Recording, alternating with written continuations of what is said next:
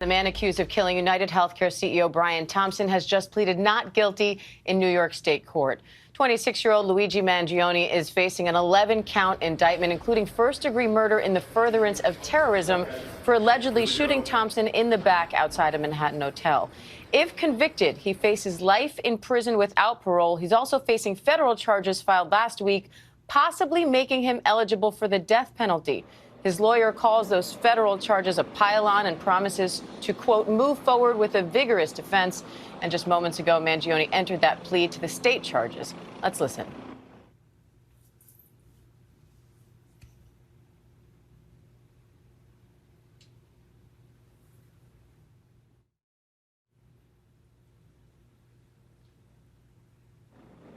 And we saw just moments ago, he walked into that courtroom. You can see him in handcuffs, flanked by law enforcement as well as his attorneys.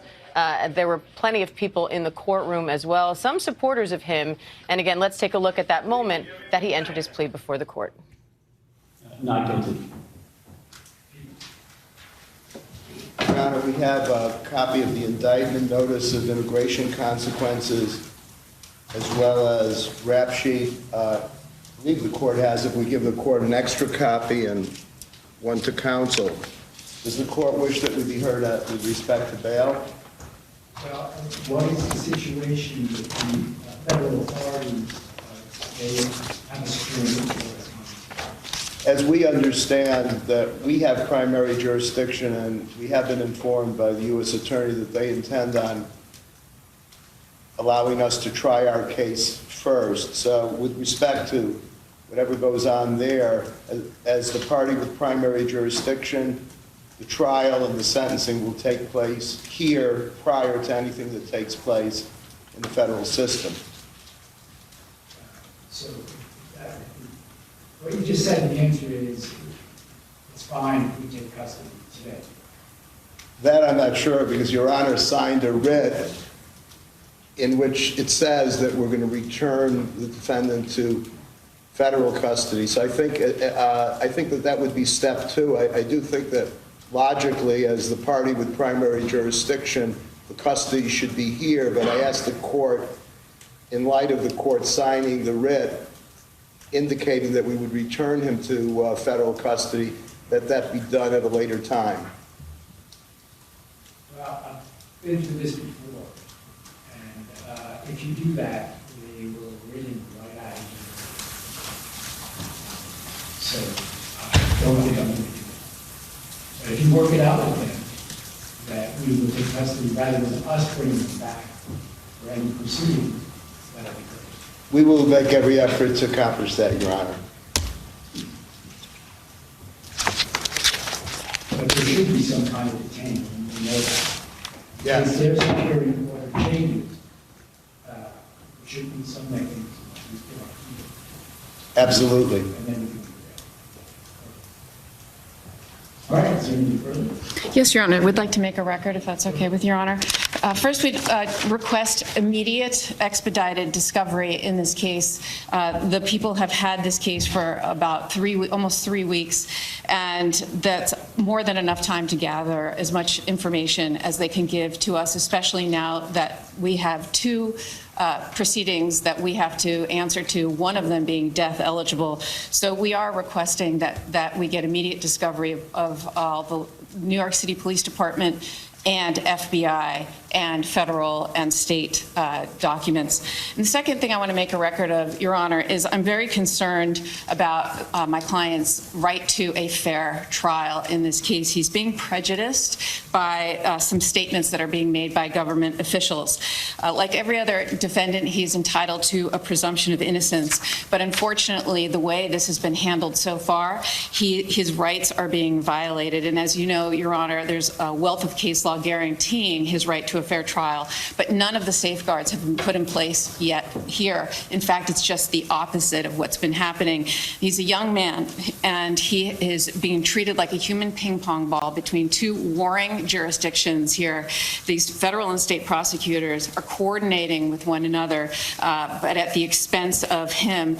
They have conflicting theories in their indictments, and they are literally treating him like he is like some sort of political fodder, like some sort of spectacle. He was on display for everyone to see in the biggest staged perp walk I've ever seen in my career. It was absolutely unnecessary. He's been cooperative with law enforcement. He had been in custody for over a week. He waived extradition. He was cooperative at all accounts. There was no reason for the NYPD and everybody to have these big assault rifles that, frankly, I had no idea it was in their arsenal. And to have all of the press there, the media there, it was like perfectly choreographed. And what was the New York City mayor doing at this press conference, Your Honor? That just made it utterly political. And as Your Honor knows, under Lauro v. Charles, the Court of Appeals for the Second Circuit has held it to be clearly established that these staged perp walks to the media, unrelated to a legitimate law enforcement objective, is unconstitutional. And I submit there was zero law enforcement objective to do that sort of perp walk. There's absolutely no need for that whatsoever.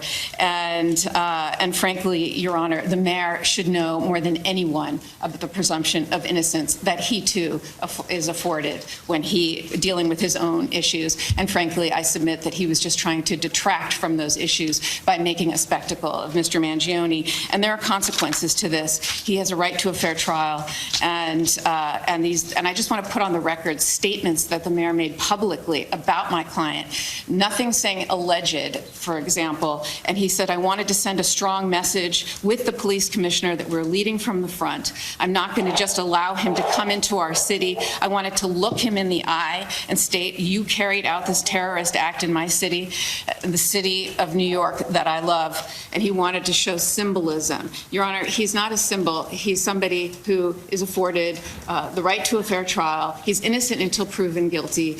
And the mayor was talking to jurors, future potential jurors that elected him. Those are the people that elected him that he is talking to and calling this man a terrorist. So, Your Honor, I just want to make a record of this and put everyone on notice that this has to stop. And my client is entitled to a fair trial and the presumption of innocence. And we're going to fight these charges, whether it's in the state or federal, to the fullest extent. Thank you, Your Honor. We've been listening there to the attorney for Luigi Mangione, claiming he's being treated unfairly as he pleads not guilty to 11 counts in the murder of UnitedHealthcare CEO Brian Thompson. I want to bring in our senior investigative correspondent, Aaron Katursky.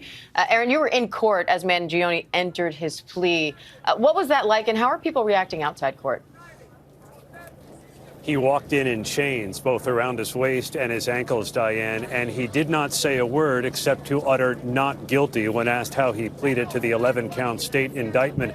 He appeared to keep his eyes forward, both coming and going, and did not appear to acknowledge the several rows of supporters, mainly young women, who came to see him in court. And outside here in court in front of me, Diane, there are also a few dozen supporters holding signs and chanting "Free Luigi" or chanting for health care. So they are not the only ones.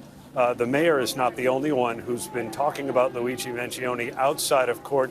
A number of supporters are here with him as well, Diane. And I want to bring in our legal contributor, Brian Buckmeyer, as well. Brian, we just heard Mangione's attorney saying that she believes her client's being treated unfairly. Now that he's pleaded not guilty to these state charges, what happens next with both the state case and the federal one?